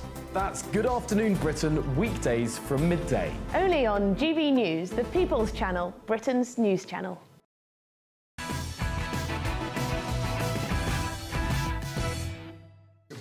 Okay, welcome back, welcome back. Let's have a look at tomorrow's newspaper front pages, shall we? We start with the Metro. It's one in, one doubt. Starmer and Macron reveal migrant deal. Look, it's the migrant deal, just 50 a week in trial on day. So the Metro say 250 arrive. After they will have gone to print, that figure is now risen to 700. So there you go. The Daily Express, cave in will fail to stop the boats. They've also got a picture of Kate Moss having fun in the sun. There you go. So that's nice. The Mirror. You'll never change. Greg Wallace storm. So Greg Wallace has been told by a BBC boss the behaviour that got him sacked from TV was unlikely to improve. Therefore, they felt that they had to get rid of him. It comes after last night. A source close to Mr. Wallace claimed that his autism meant that he couldn't wear underpants. Which I did point out last night is only a problem if you take your trousers off. Yes. If you leave your trousers on, no one knows about the autism and pants situation. But Probably get a pip or something. Get a pip. Well, I think that was the problem. It was pipping out a bit. But anyway, the Sun. Oh, yeah, OK, sorry, now I've got to say, Greg Wallace denies all allegations, right? The Sun. Gino, get me out of here. So, Star Eye's new life in Australia. Is this really a front-page story, do we think? No, it depends to the Sun. I do like the Sun, but Under Fire TV chef Gino De Campo is set to start a new life down under. Does anyone care? They don't care about that. No. No? I mean, what is he, a junior doctor or something? Going to Australia? Is that what that is? Anyway, so how will Sir Keir Starmer be feeling looking at the Metro, the Express, and one of the others as well, I think. I think it's on the Telegraph and the Times. We'll get to them later. Basically, a flood of negativity, Matthew, about his migrant deal. Yeah, I mean, look... There is a lot of scepticism, and frankly, you can understand why, because the figures are small. They'll just be hoping that it actually works in practice. Because I think the public are sceptical about promises from all politicians on migration. They've had them for too long now, and so we need to see the proof will be in the pudding. You made a point, Anna, that every single time he does something, it's supposed to be like his flagship thing. This is his big thing. This is what's going to sort out welfare. This is what's going to sort out immigration. This is what's going to... And it always falls flat. Yeah, I mean, he is a serial surrenderer. I mean, there's nothing more... I mean, he's U-turned as well. Goodness knows how many times. I think we've counted up on this show about 8 major U-turns since he became Prime Minister. And the reason for that is he doesn't know what he believes. And that's why he can't take his party with him. But this is probably one of the worst ones yet, because he got into office on a promise to smash the gangs. And it's an old gag, but all he's done is smash records. Migrant crossings now are up 48% on last year. So this is an absolute out-and-out failure, and this is not a deterrent. I know there's always a lot of ridicule about Rwanda, but it worked. Certainly is. It worked for Australia. It worked within weeks, and he didn't, and he never even gave it a chance. It's not ridicule. There's anger about Rwanda, because it's just, as I was saying, that the public are fed up of promises. They had all the talk of Rwanda. It kept getting stopped by the courts. If Tories wanted to leave the ECHR, they could have done. They didn't do it, and nothing happened. And instead, it cost £1 billion. The flight was ready to go on the 24th of July. Pilots had been found. People were going to be on that flight, and Starmer pulled it. Starmer wasted all that money and pulled it. There is the reality that, of course, Rishi did think it was going to be a great success, and why did he win the election? And with my honeymoon. Why but anyway, did he? We should have got those flights off. We've got it. Yeah, well, I agree. Anyway, right. I'm sorry. I'll come to you on this first now, Jamie, because if any more proof was needed about how out of touch our establishment media are, the Prime Minister had just announced this utterly pathetic migrant deal. This is what ITV's political editor, Robert Peston, decided to ask him. I think it's not completely unfair to say that you are sort of members of the slightly beleaguered class of centrist leaders, and I wondered if you'd shared any survival tips with each other. OK. But it gets worse, because in what I think is a humble brag, Robert Peston, he wants you to know that he speaks French. No, it's Robert Peston, ITV, as you said. Monsieur le Président, pourquoi est-ce que votre police ne fait pas plus pour empêcher les demandeurs d'asile de traverser la Manche? Après tout, vous avez reçu 700 millions de livres du gouvernement britannique. And then if I may, to both of you... It's good, actually, because now the French can hate him too. Anyway, what do you make of that? Well, as a patriot, I just can't bear any country walking all over us, let alone France. And, I mean, not being funny, the fact the British Prime Minister has had to put in his earpiece for translation from a British journalist at a press conference in Britain is just... I mean, I'm lost for words. But, the worst thing about all of that is there'll be people out there that think that was really cool. All these Lib Dem people. I think it was a perfectly reasonable thing to do. They'll think that was wonderful. This kind of... I don't think it's wonderful, but I think it's a perfectly polite thing to do. All these Anglo-French people that'd rather have, there's a French-speaking person, and there's an English-speaking person there. Croissant huggers. And he asked, oh, come on. I mean, he asked each of them a question, one in English and the President of France in France. I think it won't be people hating him in France. I think they'll be thinking it's a bit of polite. French croissant hugger? Yes, they did, yes. Who was that? But it wasn't me. I can assure you it wasn't me. What I was getting at is people in Britain that are more passionate. There is people in Britain that are more passionate about... Stop giving him ammunition, he's going to use that one. But I think what I will say here, have someone that went to a language school, I do think it's wonderful when people make an effort to speak other languages. In their country. Exactly. In their country. No, I agree with that. I can speak a little bit of Hindi because I worked in India. That's nice. I can speak a bit of Chinese. That's the point. If Peston had been at a press conference in France, it would have been incredibly polite and incredibly appropriate. As it was just pretentious. It's insulting. Yeah, he's just wanted everyone to know. And then he bangs on a bit. I mean, grief. And seriously, I think the only thing worse than the COVID pandemic was Robert Peston's questions at the COVID pandemic thing. Yeah. It was just... I mean, you said, when people just roll their eyes. The second he starts talking, everyone's like, oh, my God, here comes Peston. I think that's most of them. I hate to say that's most of the mainstream media people put them on mute. There are three types of people that get put on mute at the moment when they come on the telly. Keir Starmer, I'm afraid, the Conservative Party ministers that get rolled out to justify the last 14 years, and any mainstream media channel. Well, I mean, there are a lot of people who say that have had more than enough of Nigel and put him on mute. Yeah. The volume goes up. Depends on the household. Depends on the household. Next Prime Minister, it's important that people know what you're saying. Oh, All right, there we Don't go. worry, Jamie, you'll There get we a go. safe seat, I'm quite sure. Robert Peston is not here to defend himself. He is, of course, probably at a Michelin star restaurant somewhere. Anyway, or hugging a croissant. Or hugging a croissant.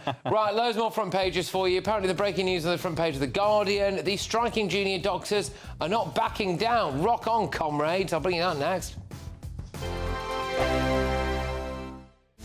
This is Britain's Newsroom, where your voice matters. It's just astonishing. With expert analysis and honest opinion, we don't just keep you informed. We bring you unique perspectives you won't see anywhere else. Can't argue with any of that. When the news happens, it happens here. On Britain's Newsroom, weekdays from 9:30 a.m. Only on GB News. Good afternoon, Britain. Weekdays from midday. Where Anna Riley, our intrepid reporter, is doing the toughest job in television right now, which is enjoying the sunshine. Anna. Yes, Tom, it's definitely a tough gig for me today, I'll tell you. I'm on the Bridlington Fun Park ride here. This is the zero gravity ride. This fun park is, off we go. This fun park is right next to the sea. Oh, it goes quite quickly, I'll tell you. And people are out enjoying rides like this one. Off we go. It's a great boost for tourism, and we've been speaking to people here in Bridlington about what's so great about the sunshine. Let's have a listen. We're on holiday. We've been here since last Friday, so we can't complain. It's been beautiful, and we're here till Monday, so we're really looking forward to the hot weather. As you can see, the sunbird. It's lovely. It really is very nice. It's absolutely gorgeous. We deserve it, definitely. It's good. We like the warm weather. Yes, very nice. Loving it. Yes, like the warm enough. weather. Woo! Well, this ride is showing no signs of stopping, and neither is the sunshine. We're getting that heat wave at the weekend. Enjoy the weather and enjoy fun rides like this one. Get to Bridlington and get to the fun park. Woo! Oh my gosh! Absolute bravo, Anna Riley. What an incredible piece of television. I hope they let you off at some point. I thought they'd only do it once or twice. Bless her. GB News, the People's Channel.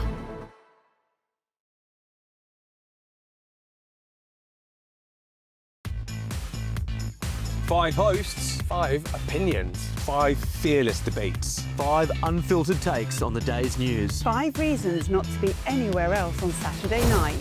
This is the Saturday 5. You got me good there. Britain's biggest Saturday night TV show. It's not a bad brand. Yeah. Uncensored. Very, very racy tonight on the unpredictable. What does she say? Can you translate it for us? And always entertaining. And how can a country go from being led by William Wallace Saturday nights from 6 p.m. only on GB News, the People's Channel. Britain's news channel. You're going to want to stay tuned, trust me.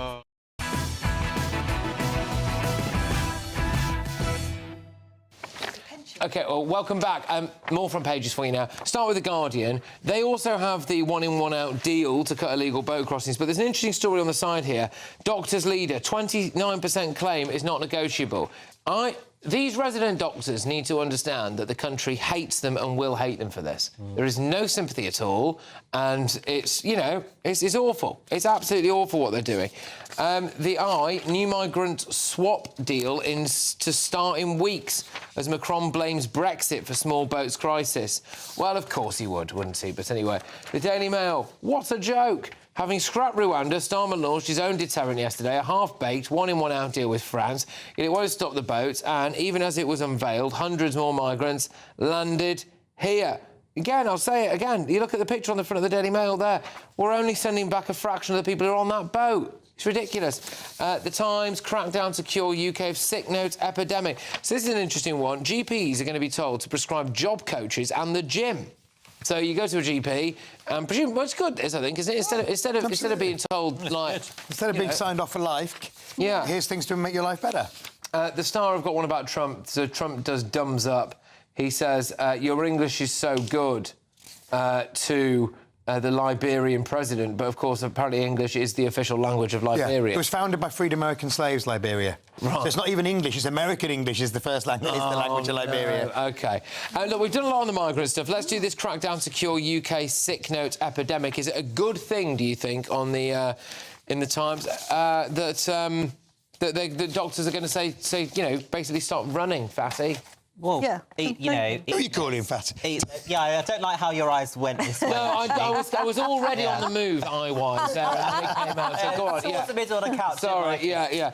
No, but there are some people that just need to, frankly, eat less and move more, and, you know, that's it. And people, frankly... there are some people, of course, with medical conditions. I've got loads of friends that have tried to lose weight forever and ever. It just doesn't happen. So I think those people can get some help, and there must be things that can be done. But there are just people that have terrible lifestyles, and why should actually we be clogging up NHS GP appointments for these people? Yeah. Just because they want to get signed off? It's self-help to an extent, isn't it? It's self-help. I think, especially job coaches, you know, I think I'm back in favour of that. For some people, maybe they're just like, oh, gosh, I don't know what to do. They maybe come from a family that has not had a history of working and, you know, whatever, not the best education or had issues. Yeah, a job coach would be a great thing for those people, wouldn't it? No, that's absolutely right. And in Southend, where I used to represent, the local college has got some brilliant boot camps to get people ready to go to work, and they find that people actually do need to go and get used to being in one place for 6 or 7 hours, to actually be able to put a CV together, all these things that are absolutely necessary. Absolutely. But these doctors, they're so overworked and underpaid. It's quite good, I think, we're taking away this fit note thing. That's a scam. Well, the government's putting 64 million quid behind this Work Well programme, which I think is, you know, and as I think we all agreed, the principle is absolutely right, to give people the help they need to get back into work. It's got to be the focus of the government's efforts. Yeah, I am looking forward, by the way, in the next hour when we do more on the front page than what's inside the book, to get stuck into the latest comments from the junior doctors, resident doctors. Interesting, they wanted the name changed, didn't they, from junior to resident, yet they're still behaving like children. Resident doctors, 29% pay claim is non-negotiable. I'm going to play you some clips later tonight of the absolute idiot that they've been wheeling out as one of their representatives on national television. If you're a junior doctor and you're lining up behind that numpty, you need to have a word with yourself. These people were not... we're not even in training as junior doctors when they've had this so-called pay cut. They went into a profession knowing that this would be their salary. Exactly. They've absolutely got to get real, because they had 22% last year, they've had 5% this year, while police officers have only had 4.5%, firemen have had 4%, and yet these are the people and people in supermarkets who've got to pay for their 22%. Very good. I think we agree on that, and the government is standing firm. OK, and your views on these, do you think the public will forgive them if they strike? I think this is a massive PR disaster for them, actually, and I think people forgive them. Yeah, I think there was some sympathy. By the way, I still have. I just feel very uncomfortable at anyone striking in the health service, because there are consequences to that might mean that, like, people whose fault it isn't die, and so I'm uncomfortable about that. I've got a lot more sympathy though for for nurses, for people who work as hospital porters, for people like that. Those kind of jobs. Paramedics. Much less sympathy for the junior doctors. I don't think they should be allowed to strike. I mean, firemen are not allowed to strike, are they? The army are not allowed. No, firemen can, but the police can't. Police can't. So I think that people who are working in firefighters, we have to say, of in course. A&E or in high dependency, they shouldn't be allowed to strike. Yes, that's right. Well, there we go. Well, look, we're going to have a lot more of this, a lot more of the migrant deal. There's also going to be some updates on Greg Wallace, and loads more coming your way, as well as the breaking news that we had earlier on, which is that Sir Keir Starmer has agreed to meet President Trump in Scotland. We've got a bit of an inside scoop on that I can reveal in the next hour. So, hey, look, stay where you are, and I'll see you in a sec.